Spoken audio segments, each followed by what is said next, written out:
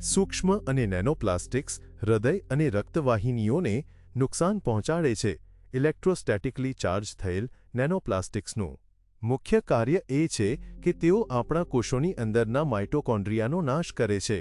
હૃદય શરીરના સૌથી વધુ ઊર્જા માંગનારા અંગોમાંનું એક છે અને તે માઇટોકોન્ડ્રિયા છે જે ઊર્જા ઉત્પાદકો છે જે તેને દરેક ધબકારા માટે શક્તિ આપે છે. અને જ્યારે માઇટોકોન્ડ્રિયા ખરાબ થવા લાગે છે ત્યારે હૃદય શાબ્દિક રીતે અટકી જાય છે. તેમાં હવે સામાન્ય લય કે મજબૂત સંકોચન જાળવવા માટે પૂરતી ઊર્જા નથી. હૃદય રોગના હુમલા અને સ્ટ્રોક એ તમામ રોગોમાં મૃત્યુના વિશ્વના મુખ્ય કારણો છે. આ સંદર્ભમાં તે ખાસ કરીને ચિંતાજનક છે કે વૈજ્ઞાનિકોએ એથેરોસ્ક્લેરોટિક પ્લેકની અંદર સૂક્ષ્મ અને નેનોપ્લાસ્ટિક્સ શોધી કાઢ્યા છે જે ધમનીની દિવાલોમાં ગાઢ થાપણો છે જે વાહિનીઓને સાંકડી કરે છે અને રક્ત પ્રવાહને અવરોધી શકે છે. જ્યારે કોઈ વાહિની સંકુચિત થાય છે અથવા ગંઠાઈ જાય છે ત્યારે હૃદય અથવા મગજમાં રક્ત પરિભ્રમણ વિક્ષેપિત થાય છે જે હૃદય રોગના હુમલા અથવા સ્ટ્રોકનું જોખમ તીવ્રપણે વધારે છે. સંશોધન દર્શાવે છે કે જ્યારે કેરોટિડ ધમનીના તકતીઓમાં માઇક્રોપ્લાસ્ટિક્સ હાજર હોય છે ત્યારે આ જીવલેણ ઘટનાઓ અને જીવલેણ પરિણામોનું જોખમ 4.5 ગણું વધી જાય છે. સૂક્ષ્મ અને નેનોપ્લાસ્ટિક કણો લોહીના ગંઠાઈ જવાને ઉત્તેજિત કરે છે.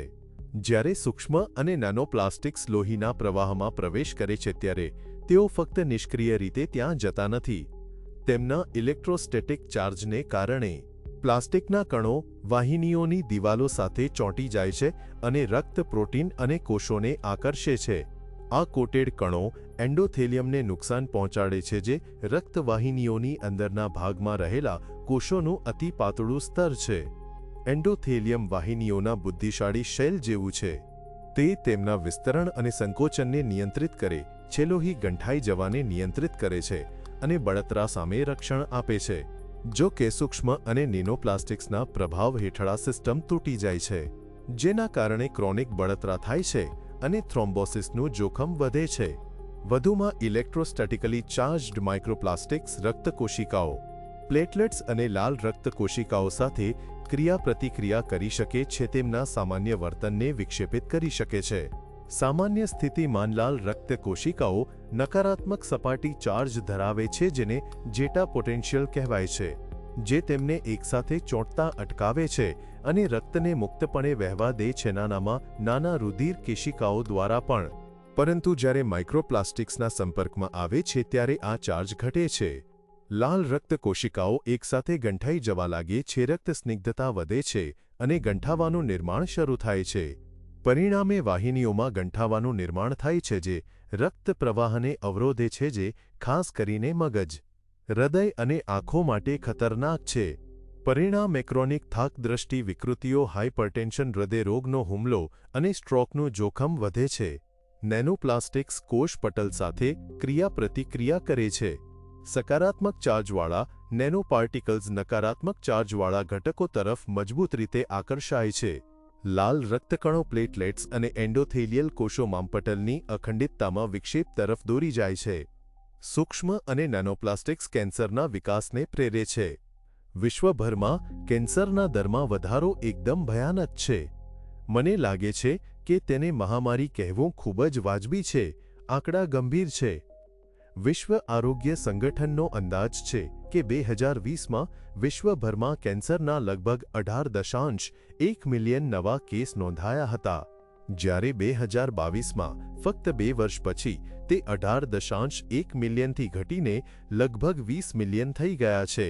અને હકીકતમાં વિશ્વ આરોગ્ય સંગઠન મુજબ જો આ વલણ 2050 સુધીમાં ચાલુ રહેશે તો વિશ્વભરમાં કેન્સરના 33થી 35 મિલિયન નવા કેસ બનશે, જે ખરેખર એક રોગચાળો છે અને ખરેખર એક મુખ્ય આરોગ્ય સમસ્યા છે જે વિશ્વના દરેક વ્યક્તિને અસર કરે છે. તો હા, તે એક મોટી સમસ્યા છે. લાંબા સમય સુધી કેન્સરને વૃદ્ધાવસ્થાનો રોગ માનવામાં આવતો હતો જે સંચિત ડીએનએ પરિવર્તનનું પરિણામ હતું. નબળી રોગપ્રતિકારક શક્તિ અને કાર્સિનોજેન્સના વર્ષોના સંપર્કમાં રહેવાને કારણે. પરંતુ આજે નેનોપ્લાસ્ટિકના સંપર્કને કારણે જીવનના ઘણા પ્રારંભિક તબક્કામાં શરીરમાં પરિવર્તનો બનવાનું શરૂ થઈ શકે છે. વિશ્વભરમાં બાળકોમાં અને મારા કરતાં ઘણા નાના લોકોમાં કેન્સરનો દર વધ્યો છે. તો હવે જે ચાલી રહ્યું છે તે એ છે કે આપણે કેન્સરથી પીડાતા લોકોમાં વધારો બાળકો, યુવાન, વયસ્કો અને તે કદાચ ધૂમ્રપાન, દારૂ અથવા પર્યાવરણમાં કંઈક બીજું હોવાને કારણે નથી, જે આ કેન્સરનું કારણ ભયજનક દરે બની રહ્યું છે અને તે વધુ ખરાબ થઈ રહ્યું છે. તેથી એક ખૂબ જ ગંભીર સમસ્યા છે. હા, અને ફરીથી આ માટે જવાબદાર હોઈ શકે તેવી શક્યતાઓમાંની એક આપણે તેના વિશે વધુ વાત કરીશું તે ખરેખર નેનોપ્લાસ્ટિક્સ છે. છેલ્લા 30 વર્ષોમાં આપણે જોયું છે કે કેટલાક દેશોમાં કેન્સરની શરૂઆત જોવા મળે છે, જેના કારણે ગાંઠોનું નિદાન પહેલા કરતાં વધુ વહેલા થાય છે.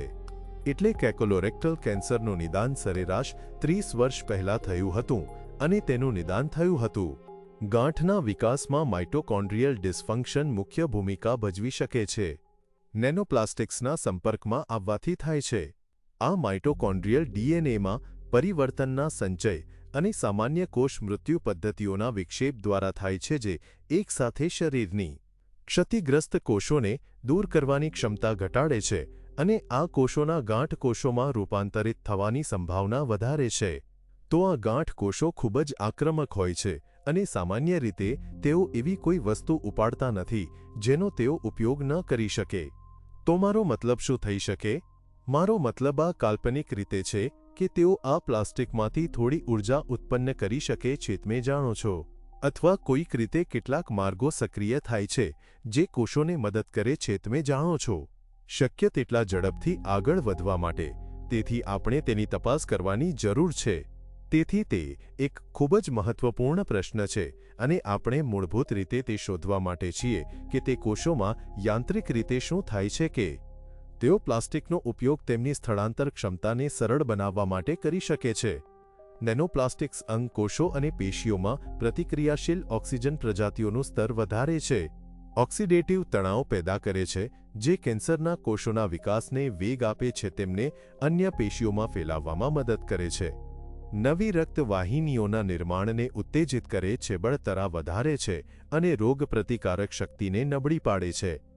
વધુમાં ઇલેક્ટ્રોસ્ટેટિકલી ચાર્જ્ડ નેનોપ્લાસ્ટિક્સ દ્વારા થતા ઉચ્ચ સ્તરના ઓક્સિડેટિવ તણાવ ગાંઠ કોષોના અસ્તિત્વને પ્રોત્સાહન આપે છે અને ઉપચાર પ્રત્યે તેમની સંવેદનશીલતા ઘટાડે છે. જીવલેણ કોષોને વધુ આક્રમક બનાવે છે. કોઈપણ વસ્તુ જે કોષોના વિકાસ અને વિભાજન માટે જવાબદાર સામાન્ય કોષ ડીએનએને નુકસાન પહોંચાડે છે, તે નુકસાન તે કોષને જીવલેણ બનવા, વધવા અને વિભાજિત થવા અને અનિયંત્રિત રીતે ફેલાતા અટકાવવામાં ફાળો આપી શકે છે. આ જ કેન્સર છે અને તે ચોક્કસપણે નેનોપ્લાસ્ટિક્સની અસર વિશે ચિંતાનો વિષય છે. અને પછી તેનાથી પણ વધુ કારણ કે નેનોપ્લાસ્ટિક્સ કોષના કાર્ય ઓક્સિજનકરણ કોષની કાર્ય કરવાની ક્ષમતાને ખૂબ અસર કરે છે. તેનાથી પણ વધુ કેન્સરની સારવાર કરતા ડૉક્ટર તરીકે મને ચિંતા છે કે નેનોપ્લાસ્ટિક્સ આપણી કેન્સરની સારવારની અસરકારકતા ઘટાડી શકે છે. હું એક ડૉક્ટર છું જે રેડિયેશન થેરાપીથી કેન્સરની સારવાર કરે છે, તેથી મને ચિંતા છે કેન્સરને નિયંત્રિત કરવા માટે રેડિયેશન થેરાપીના ઉપયોગને પ્રતિકૂળ અસર કરતા નેનોપાર્ટિકલ્સ વિશે.